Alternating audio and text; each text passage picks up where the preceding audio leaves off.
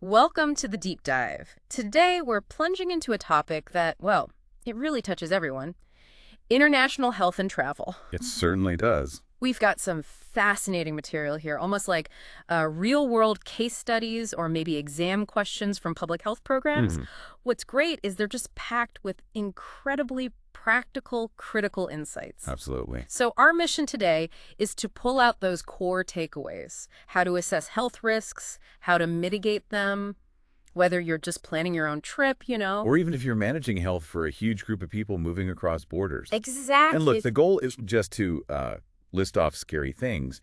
It's about understanding the system, The bigger picture. right? The systematic way we try to protect health in this super connected world. We want to give you actionable knowledge, basically, help you get well informed fast. Okay, so let's unpack this. We should start with the individual traveler, right? Right. That detailed health risk assessment process. Makes sense. Because it's, like you said, so much more than just getting a couple of shots before you fly out. Oh, definitely. It's a whole holistic view. Yeah. And the scenarios we looked at, they even covered travel to places like China during and after things like major travel bans, which really shows how things can change, doesn't it? It really does. Yeah. It underscores how dynamic these assessments have to be. So the crucial first step, it's always the assessment phase, and that happens before you travel, pre-travel. Right, the planning stage. Think of it as your first line of defense. You start with the risk of destination, Okay. which means really digging into the disease patterns where you're going, the epidemiology, how illness is spread there, who's most at risk. And why it matters specifically to you going there. Precisely. And seasonal risks are huge. Winter travel might mean more flu, maybe worse pollution in some cities. Right. Then why are you going? Yeah. Big difference between exploring a city versus, say, trekking in a rural area. How long will you be there? What kind of place are you staying in? And really important now, what are the local public health policies? Like, are there still specific COVID rules, quarantine requirements? Gotcha. And what about specific diseases tied to the destination? What, for that China example, we're talking potential exposure to things like hepatitis A, typhoid, definitely influenza, hand-foot-mouth disease, and if you're going rural, Japanese encephalitis, JE. Okay, so understanding those risks then leads to the preventive stuff. Exactly. So obviously making sure your routine shots are up to date, but also maybe getting specific ones like Hep A, flu, or that JE vaccine if you're heading out to the countryside. Correct. And practical things, too, like really understanding food and water hygiene. Yeah, not just don't drink the tap water. Right. It might mean being wary of salads, even in restaurants, if you don't know the water source used for washing, and knowing how to get emergency help locally. That's key. Okay, that makes sense. What comes after destination risk? Next is the risk of mode of travel. How you get there matters. Ah, right, like flying versus taking a train. Exactly. Air travel, especially long flights, say 6, 8 hours, like that KL to Beijing example. We hear about DVT, deep vein thrombosis, and jet lag, sure. But also, the dry cabin air can actually make you more susceptible to respiratory infections, even with a mask. Hydration isn't just for comfort, it's like part of your immune defense up there. Interesting. I never really thought about the dry air that way. Yeah. Then road travel trains, buses, you've got risks from being in confined spaces for a long time, plus the obvious risk of accidents and cruises. Mm-hmm. Well, they're kind of notorious for outbreaks, aren't they? Norovirus, respiratory stuff. It spreads fast in those environments. So prevention aligns with how you travel then. For flying, it's moving around, staying hydrated. Yep. In-flight exercises, drink water. And for any transit, masks are still a good idea, general COVID precautions, plus maybe having something for motion sickness if you need it. It's got on. Okay, destination, mode of travel, what's next? And then we get really personal. The risk of medical history. Okay, so this is about the individual person. Totally. Past medical stuff, surgeries, any chronic conditions like diabetes, heart issues, asthma. What meds are you taking right now? Any allergies? Your vaccination history too, I guess. Absolutely. And just your overall physical and mental fitness. An older traveler with diabetes and high blood pressure has different risks than someone younger and healthier. Yes, sir. Or someone who, say, never got a hepatitis. A shot, they'll need specific advice for certain places. Right. So for these specific health profiles, the prep involves, checking in with your doctor? Pretty much. A What? clinical review, confirming chronic conditions are well managed before the trip, making sure you have enough medication, maybe extra, Good point about the extra meds. updating any missed vaccines or getting recommended travel ones, and sometimes you might even need a formal travel fitness certificate. Okay. Now, this next one sounds really interesting. The risk of intervention. What's that about? Ah, yes. This is super practical. It's not just about the medical advice given. Uh-huh. It's about how likely someone is to actually follow it when they're traveling. Ah, compliance. Exactly. Can they tolerate the vaccines or the preventive meds that's chemoprophylaxis, like antimalarials? But also, do they have cultural or personal beliefs that might stop them? Like vaccine hesitancy. Or maybe someone just hates using bug spray. Precisely. It's about their general likelihood of sticking to the advice, even when it's inconvenient, like using repellent when it's hot and sticky. You know, that really hits home. Before digging into this, I probably just thought about my passport and maybe my yellow fever card, if needed. But this risk of intervention. We all know people who resist getting even a flu shot, let alone something for travel. So how do you, as an expert, tackle that? That's a great point, and it requires careful conversation. It means counseling them on the specific benefits for their trip, why this vaccine matters here, why this medication is crucial now. Okay. Sometimes we can suggest different formulations that are easier to take, and often using visual aids helps, or translated materials if there's language barrier. It's all about boosting clarity and hopefully adherence. Making it as easy as possible to follow the advice. That's the goal. Now, shifting gears a bit, the post-travel consultation is just as vital as the pre-travel prep. Right. What happens when you get back? It starts with symptom surveillance and screening, basically checking in. Are you having symptoms like fever, ongoing diarrhea, maybe jaundice, a weird rash? And connecting that to where you were and when you got back. Exactly. The timeline is critical. For instance, if you get a fever within, say, 2 weeks of returning from certain areas, we need to rule out things like dengue, malaria, maybe influenza pretty quickly. Okay. And persistent diarrhea. That strongly points towards a possible foodborne illness you picked up. So after that screening, what happens? More education? Tests? Could be all of the above, maybe specific education like watch out for these malaria symptoms over the next few weeks, prompt diagnostic tests if anything seems off. And you mentioned notifiable diseases. Yes, if something serious is suspected that public health authorities need to track, they have to be notified immediately. And sometimes, based on where you were and your activities, we might even recommend empirical deworming treatment for possible parasites, even without a confirmed test yet. Okay. And finally, wrapping up the individual assessment, there's health follow-up and preventive measures after you're back. So ongoing care. If needed, yes. Advising on when to seek more help if issues linger. And addressing potential long-term concerns, things like TB, hepatitis. Certain parasites can show up later. Like that example in the source material. Someone with a persistent cough and losing weight after a trip. Classic example. That would immediately trigger a chest x-ray and TB screening. And this might lead to seeing a specialist. Could do. And importantly, if an imported disease is confirmed, reports go to the health authorities, like the Ministry of Health or WHO. So the individual case feeds into the bigger public health picture. Exactly. It connects individual health directly to that broader surveillance network, helps track and prevent wider outbreaks. Okay, that individual assessment is incredibly thorough. But what about different types of diseases? Here's where it gets really interesting. Shifting gears to actually categorize the threats. Yes, moving beyond just the assessment process to the specific bugs, so to speak. The material breaks them down nicely by how they spread. Right, by transmission mode. Let's start with food and water. Okay. Food and waterborne diseases. Yeah. Simple concept. Fecal-oral transmission. Germs from contaminated food or water get ingested.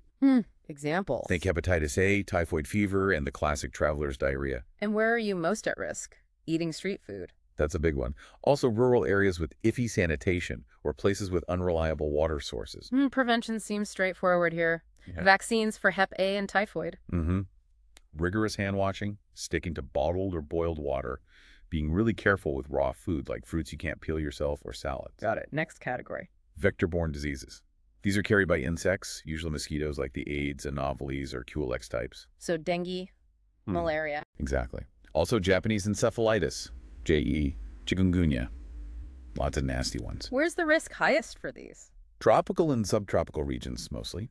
Rural areas, especially near stagnant water where mosquitoes breed. And doing outdoor stuff, particularly around dawn and dusk when they're most active. Prevention. Repellent is key, I assume. Definitely. Using effective mosquito repellents consistently, sleeping under insecticide-treated bed nets, LLNs, Yeah. taking anti-malarial pills if recommended for your specific trip. And the JE vaccine. Yes, particularly important for longer stays or travel focused on rural areas in endemic zones. Okay. What about airborne stuff? Right, airborne and droplet diseases, transmitted through tiny droplets or particles when someone coughs, sneezes, talks. Stuff we're all unfortunately very familiar with now. COVID, flu. Yep. COVID-19, influenza, but also measles, tuberculosis, TB. Risk factors, crowds. Crowded public spaces, definitely. Poorly ventilated areas are bad. Airports, transport hubs, hostels, and healthcare settings are always a risk zone. Prevention here involves routine shots, right? MMR for measles, the yearly flu jab. Absolutely. Masking in high-risk settings is still smart, trying to avoid super crowded places if you can. And Yeah. maybe TB screening after you get back if you had a long stay in a high-risk country. Okay. What else? Zoonotic. That's from animals. Yes, zoonotic and contact diseases, transmitted via animal bites, scratches, or even just contact with contaminated water or soil. Like rabies. Rabies is the big one from bites. Leptospirosis is another, often from contaminated water. Who's most at risk here? Adventure travelers. Often, yes. People interacting with animals, stray dogs, monkeys. Activities like caving or water rafting, even just being in flooded areas can expose you. Prevention. Avoid the monkeys. Pretty much. Avoid stray animals. Get the rabies vaccine before you go if you're high risk.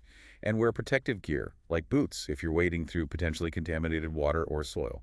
Okay, one more category. Last one.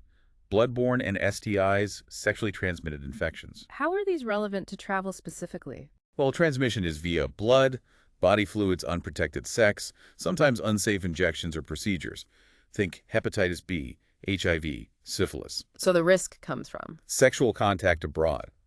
Getting tattoos or piercings done in places with questionable hygiene standards. Or, unfortunately, needing medical or dental treatment in settings that aren't up to par. Prevention seems clear then. Hep B vaccine. Definitely get the Hep B vaccine series if you haven't. Practice safe sex, always. Yeah. And be extremely cautious about any procedures involving needles or breaking the skin. Avoid non-certified places for tattoos, piercings, or medical care. That breakdown really helps clarify the different ways you can run into trouble. It's not just one type of risk. What's like the biggest misconception people still have about protecting themselves? Maybe with the vector-borne stuff. Yeah, a really common one is thinking that just, occasionally slapping on some repellent or having a bed net nearby is enough. Right, sort of a half-hearted effort. Exactly. The real insight is that effectiveness comes down to consistent and correct use. It's not just owning repellent. It's applying it properly, reapplying it often. It's not just having a net. It's making sure it's tucked in, no holes, used every night. People get complacent, especially on longer trips. Good point. Consistency is key. Okay, so we've covered the individual, but what happens when you scale this way, way up, like managing health for literally thousands of migrant workers? Ah, yes. Our material brought up this scenario, a huge influx of migrant workers into Malaysia for a massive long-term agricultural project. Thousands of people. That's a whole different ballgame for public health, isn't it? It absolutely is. A massive challenge. These scenarios highlight the significant public health issues when you have large-scale population movements like that. Yeah. And while the sources don't list every single potential impact, they clearly frame it as something critical. A situation needing really smart strategic planning to minimize the risks involved. Protecting the workers themselves, obviously, but also the local community they're entering. Exactly. That dual responsibility is central. So, hypothetically, if you were put in charge of the health recruitment team for a project like that, what's the plan? The plan of action? Wow, okay. It would have to be multi-layered, definitely starting before they even leave their home country. Comprehensive pre-departure health screening for everyone. Tailored to where they're going. Tailored to the destination's disease risks, yes, including essential vaccinations, basic health checks. Then, upon arrival, probably a managed quarantine period. Still, even now. For a large group influx like that, potentially yes, combined with more health screenings, getting baseline health data.